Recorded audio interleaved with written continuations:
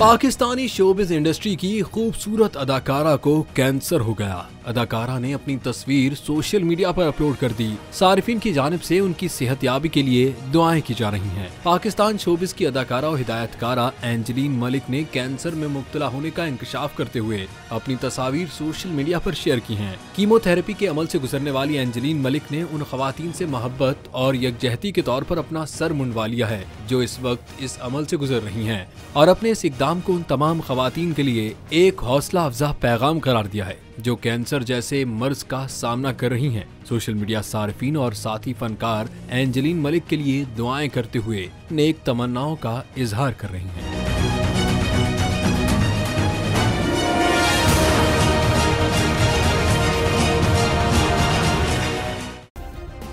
Subscribe करें और bell दबाएं ताकि कोई खबर रह न जाए।